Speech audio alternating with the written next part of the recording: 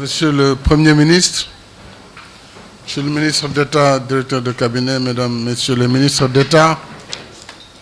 Monsieur le ministre du Commerce, de la Consommation et des PME, Mesdames et Messieurs les ministres, Mesdames, Messieurs les représentants du patronat, des associations de commerçants et autres organisations professionnelles, Mesdames, Messieurs les représentants des associations de consommateurs,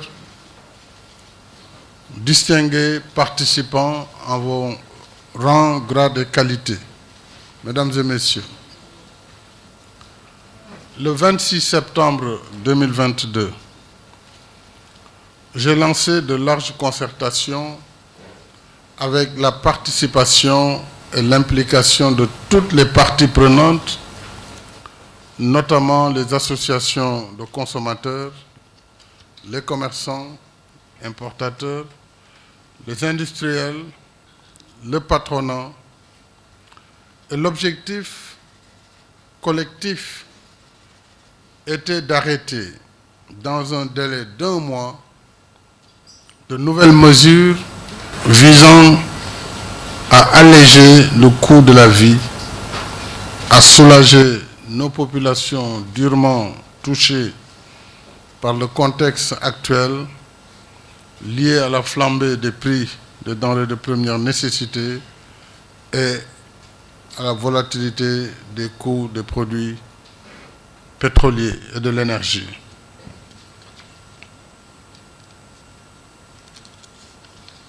Aujourd'hui, nous voilà réunis au terme des travaux des commissions que le Premier ministre avait installées avec le ministre du Commerce, de la Consommation et des petites et moyennes entreprises le 30 septembre 2022. Je tiens à saluer cet exercice participatif, inclusif, exhaustif, mais aussi inédit. Exercice qui s'est déroulé dans la sérénité, dans le partenariat et dans un esprit d'engagement, de responsabilité et de solidarité de l'ensemble des acteurs de la vie économique et sociale du pays. C'est pourquoi je tiens à vous féliciter tous et à vous remercier. Et vous méritez nos applaudissements pour cet exercice. Mais c'est le lieu également de féliciter le gouvernement, le Premier ministre, le ministre du Commerce et l'ensemble des ministres impliqués sur le sujet, puisque c'est un sujet global qui a impliqué également les finances, l'économie et tous les autres ministères qui ont, pendant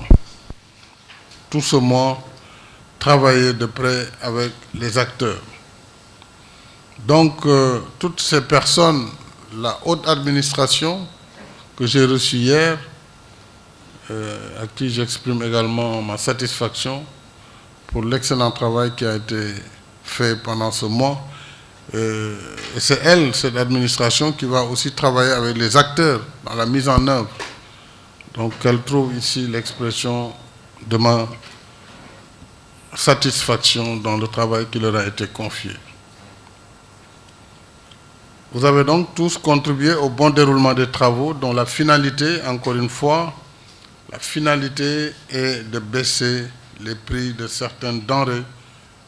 et de diminuer les prix et les coûts de certains services, notamment le loyer et les conditions d'accès au bail à usage d'habitation, entre autres. Mesdames et Messieurs, face à la hausse des prix du pétrole et à la flambée des prix, comme je l'ai indiqué, des denrées de première nécessité, il est important de rappeler que j'ai pris des mesures sans précédent de revalorisation des salaires et de protection des populations pour un coût global à date de 620 milliards de francs CFA, répartis, comme on le sait, 120 milliards pour la prise en charge de la revalorisation de la rémunération des agents publics,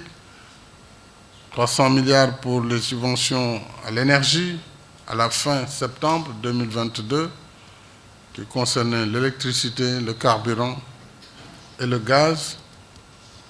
43 milliards 400 pour les cash transferts et 157 milliards de renonciation de recettes fiscales et de soutien direct au prix des denrées de première nécessité comme le blé, le maïs, le sucre, l'huile. Alors c'est ce qui a expliqué que le Sénégal ait pu tenir face à l'inflation généralisée qui a fait le tour du monde. Ce sont ces mesures qui ont permis de contenir cette flambée. Mais en 2023, des actions appropriées de soutien au prix des denrées de première nécessité sont également programmées pour continuer à soulager les ménages et assurer la protection des populations vulnérables. Ainsi, il est prévu 450 milliards de subventions, 100 milliards de subventions pour les denrées, les 450 c'est pour le secteur de l'énergie, qui fait 550 milliards. Et comme vous le constatez, des mesures volontaristes et des décisions exceptionnelles de renonciation fiscale et subventions ont été prises pour ne pas répercuter ces impacts sur la vérité des prix des produits et denrées pour les populations. Donc c'est le but de l'exercice. Il convient par ailleurs de souligner que des avancées significatives sont réalisées ces dernières semaines dans le cadre de la décongestion et du fonctionnement à feu continu du port autonome de Dakar, ce qui aura des incidences positives et notables sur les prix. Là aussi, je tiens à féliciter le nouveau directeur général du port autonome de Dakar et tous les acteurs portuaires qui ont travaillé pour décongestionner et réduire les temps de transit des navires qui sont en rade. Alors, sur la question primordiale du loyer, et dans une démarche d'anticipation, j'ai demandé au gouvernement d'accentuer la mise en œuvre d'une fiscalité spéciale qui est déjà en vigueur en réalité, appliquée au loyer en facilitant, selon les montants du loyer annuel de contrat, en facilitant donc les modalités de paiement au profit à la fois de l'État, des bailleurs et surtout des locataires. Le ministre du Commerce pourra y revenir dans le détail pour indiquer le contenu de cette mesure particulière. En outre, un dispositif de régulation du loyer ainsi qu'une nouvelle réglementation fixant les conditions d'accès et d'exercice des activités de transaction, de gestion et d'intermédiation vont entrer en vigueur très prochainement. J'ai par ailleurs indiqué au gouvernement l'urgence de consentir des efforts supplémentaires pour faciliter l'accès à l'aliment de bétail et de volaille aux éleveurs et aux acteurs de la filière avicole. Mesdames et messieurs, la sécurisation des approvisionnements du pays,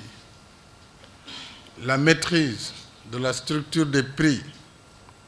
la protection des consommateurs et l'amélioration de la qualité de la consommation demeurent des priorités, voire des impératifs. Dès lors, nous devons, État et acteurs économiques, asseoir notre souveraineté alimentaire, accélérer la mise en œuvre de la stratégie d'industrialisation, réguler les marchés et veiller à une concurrence saine dans toutes les filières de notre économie, en particulier celles en pleine expansion comme le bâtiment, le fer à béton, ce qui le concerne, les pâtes alimentaires, entre autres. ce qui nécessitera une protection systématique,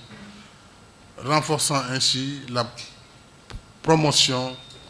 du consommé local. C'est ainsi que les travaux de mise en cohérence des diagnostics et recommandations des commissions dirigées par le Premier ministre, avec la présence du secteur privé et des organisations des consommateurs, ont permis d'avancer sur nombre de points et produits.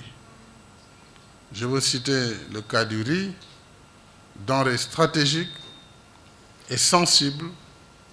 dont le prix du kilogramme, malgré tout ce qui a été fait, devra encore baisser au moins de 25 francs le kilo, nonobstant, bien sûr, tout ce qui a été déjà fait et mentionné. C'est aussi dans une perspective de solution consensuelle et durable que j'ai convoqué ce Conseil présidentiel de restitution, qui est en réalité un Conseil national de la consommation spéciale et exceptionnel, pour écouter à nouveau les acteurs impliqués, les administrations concernées, en vue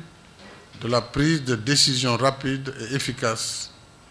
à la satisfaction de nos compatriotes.